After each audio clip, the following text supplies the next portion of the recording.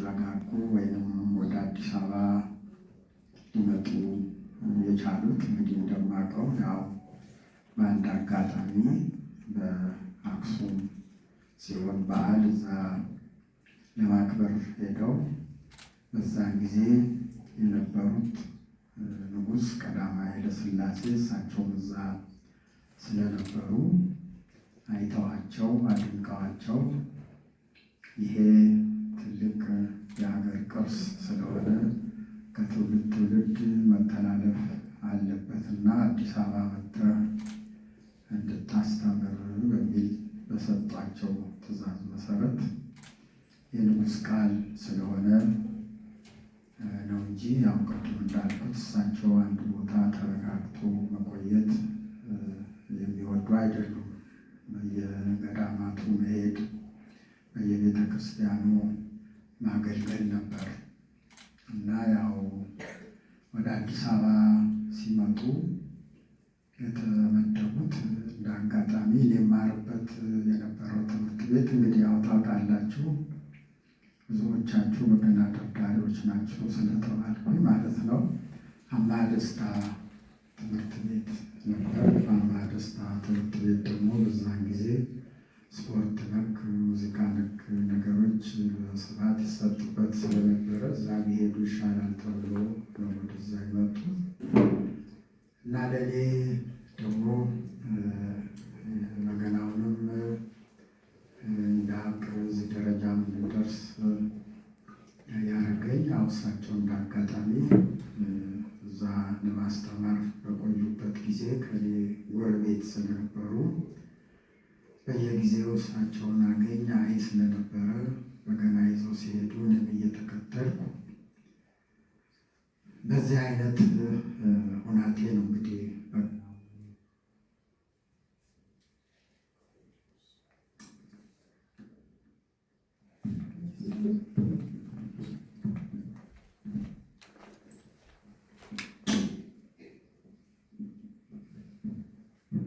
የለመድኩት ማለት ነው። እና የለመድኩት ብዬ ስል ያው ትምህርት ሲሰጥ ያው እንግዲህ ስርዓት ይኖረዋል። መጀመሪያ ምን እንዳለበት፣ ቀጥሎም መከተል እንዳለበት፣ ያንን ለማወቅ ምን አይነት ዘዴ መኖር እንዳለበት ያው አሁን በአሁኑ ጊዜ በሚሰጠው የትምህርት ስርዓት አይነት ለማለት ነው።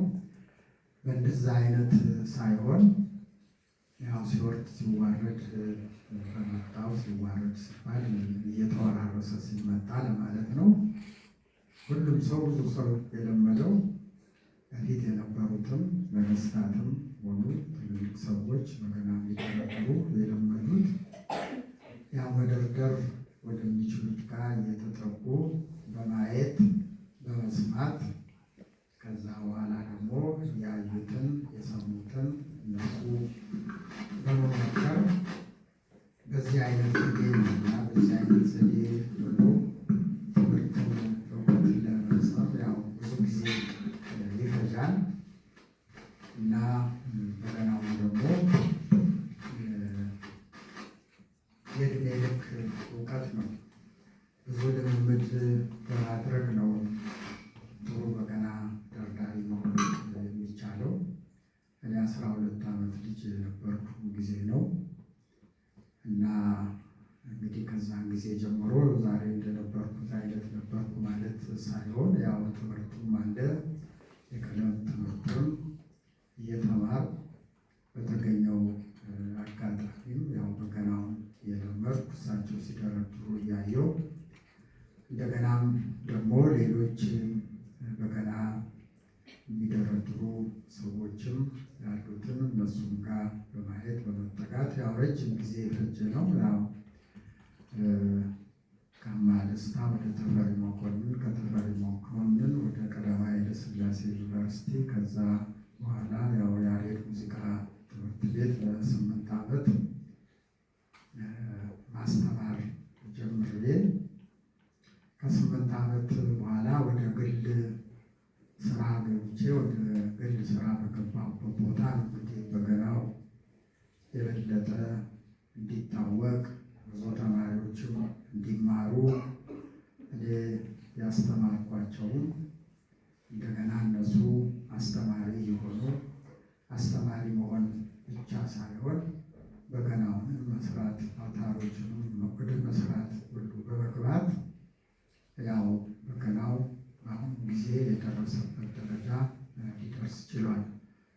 አንዱ ትንሹ ምክንያት ነኝ እንጂ በእኔ ምክንያት ነው የሁሉ የሆነው ለማለት አይደለም። እና በአሁኑ ጊዜ ያው በሀገሪቱ ውስጥ ባሉት ቤተክርስቲያኖች በሁሉም ቤተክርስቲያኖች የመሰጠት የበገና ትምህርት የመሰጠት ደረጃ ተደርሷል።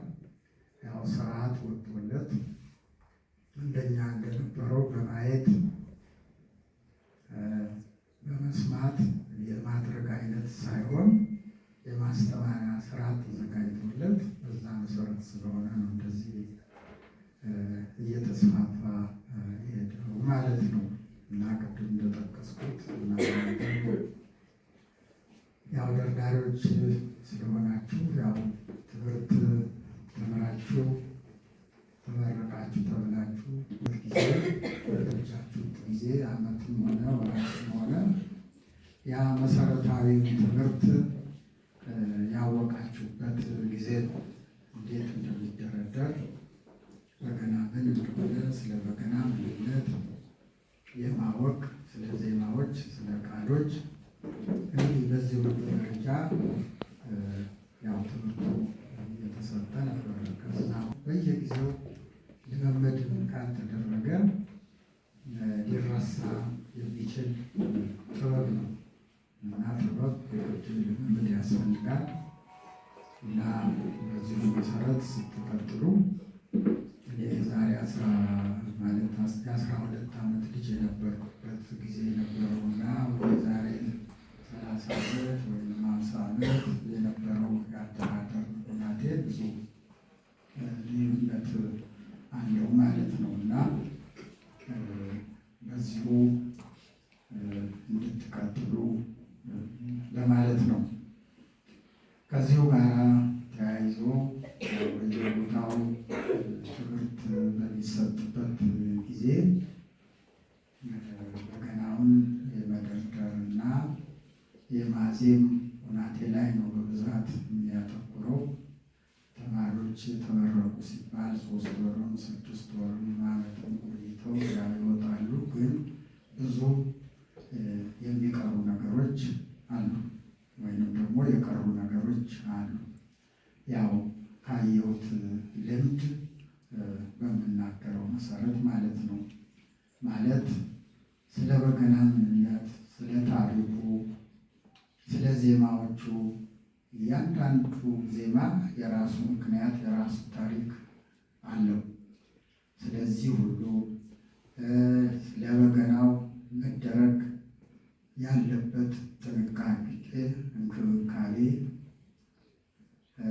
ይሄን ሁሉ እዚህ ላይ ያተኮረ ወይንም ደግሞ ምርምርም ተደርጎ የተሰጠ ትምህርት ብዙ ጊዜ አይታይም። ያው ቅድም እንዳልኩት መደርደር መቻል፣ መዘመር መቻል በቃ ተመርቃችኋል ብሎ መሄድ ነው። ከዛ ያው በዚሁ መሰረት ሌሎችን እያስተማሩ ነው የሚሄዱት እንጂ አሁን በገለጽኩት መሰረት ስለ ቃሎቹ ስለ ዜማዎቹ ምንነት ይሄ የሚቀረው ስራ ስላለ እናንተም በዚህ ላይ እንድታተኩሩ ለማለት ነው። እንግዲህ ከብዙ በጥቂቱ ይሄን ነው ብለው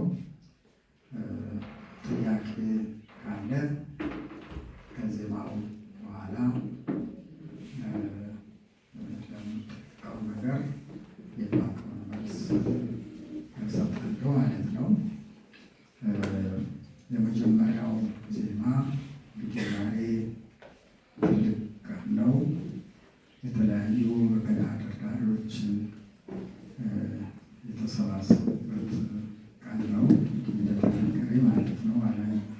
አላየኋቸውም ሲደረድሩ መደረግ ይችለዋል ወይስ እንዴት ነው የሚለውን አላየሁም። ግን በተነገረኝ መሰረት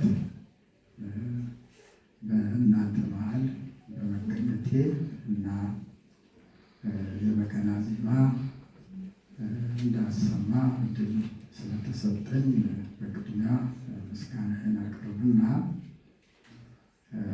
ለመጀመሪያ ለማዜም ያሰብኩት ያው አባታችን ሆይ የሚለውን ነው። ይህንን ዋና ጸሎታችን ስለሆነ ሁላችንም በበገና ጋራም ባይሆንም በየቀኑ ጠዋትም ማታም ቤተክርስቲያኑ ስንሄድ ስራ ቦታም ስንሄድ የትም ስንሄድ የምንጸልየው ጸሎት ስለሆነ ትልቅ መልእክት ያለበት በመሆኑ በዚህም የተነሳ እግዚአብሔር ደግ መሆኑን በመረዳት ያው እናንተም ለዚህ ወቅታችሁ በመታየታችሁ እግዚአብሔርን ለማመስገን ብዬ ነው ይህንን ዜማ የመረጥኩት።